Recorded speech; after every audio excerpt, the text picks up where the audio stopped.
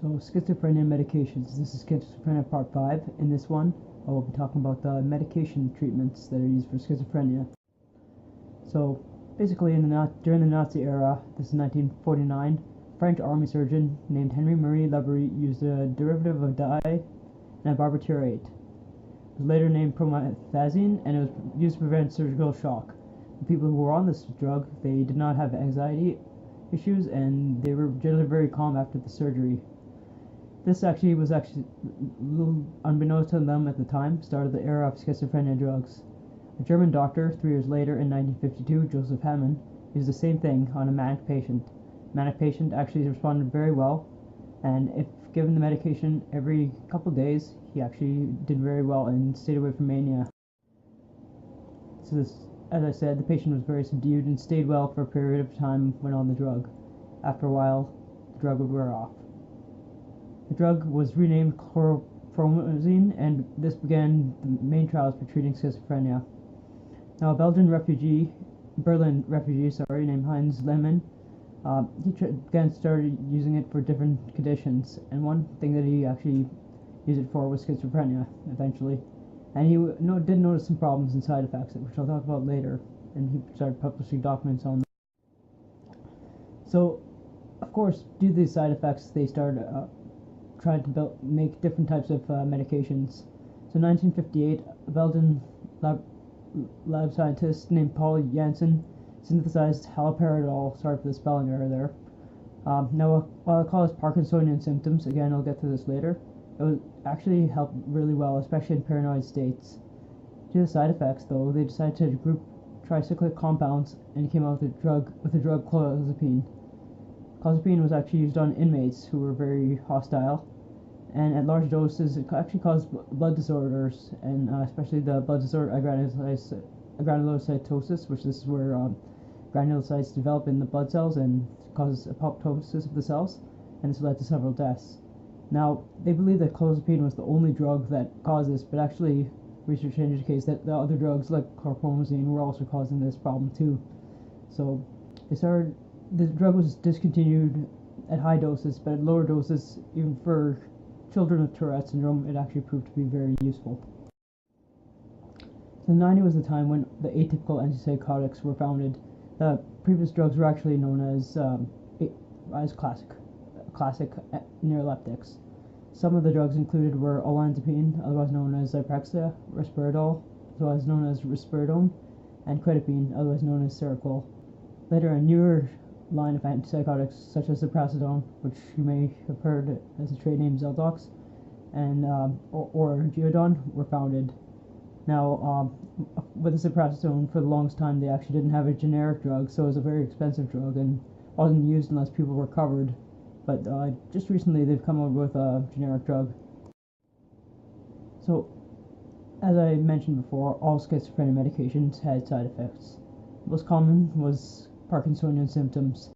Severe cases would be like delirium tremens, where literally the person would tremble and shake nonstop, and a very severe case was neuroleptic malignant syndrome, otherwise known as NMS, and this is at the point where they're literally unable to move or anything.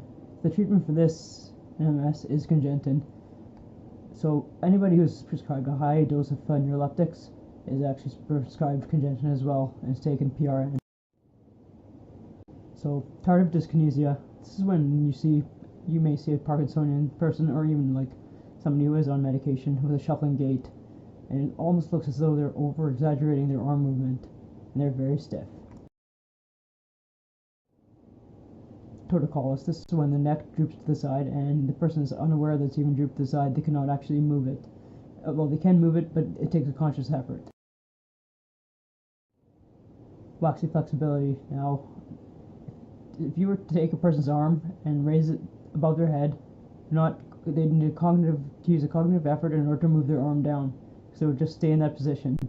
Now, this is where any healthcare practitioner who may be watching this video, I do caution, always have empathy. Like, you may have to do a demo where you show people flexibility, but have empathy and try to understand this is a really far from perfect state for anybody.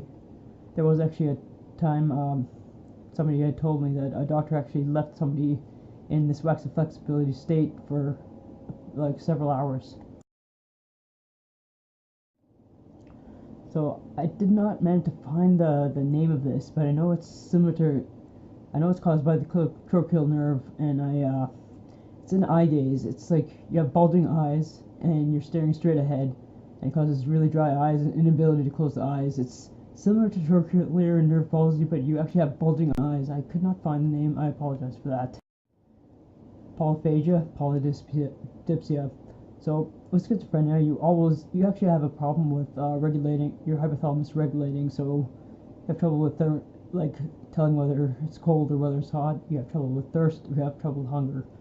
Add the medication, you have even more thirst problems and more hunger problems. So there are actually many psych wards which have people with schizophrenia where they actually have polydipsiac units which restrict water, because you can get into delirium and even die from water intoxication if you drink too much water. Decreased libido. Now again, empathy. Like, imagine losing your sex drive, or it's just greatly reducing, and imagine having impotence due to your medications. Anhedonia. Now, a negative symptom of schizophrenia is not actually having pleasure in daily activities. Now imagine that being having it, but then that being taken away with medications. However, on medication is obviously a lot better for anybody with schizophrenia, as they do a lot better with it. Weight gain. It slows metabolism down and increases ghrelin, the hunger hormone. Now, the body pretty much never knows when it's satiated. There have been episodes where people have eaten so much that they've just vomited it what they ate. So, pretty much just summing up, people who stay on their medications can live a normal life, but this pretty much does sum up why many people with schizophrenia tend to get off their medications, and unfortunately they do relapse, and this is the reason why a lot of people tend to find them dangerous. And hopefully we continue to find better ways of treatment, and especially better medications. But all the same, most people with schizophrenia on medication usually become obese and may actually suffer from diabetes. So thanks for watching as always, and if you could leave a comment, that'd be great. If you could rate it, I would greatly appreciate a like, as it helps my channel grow. And if you could share this video and subscribe, that would mean a lot to me. Thank you very much.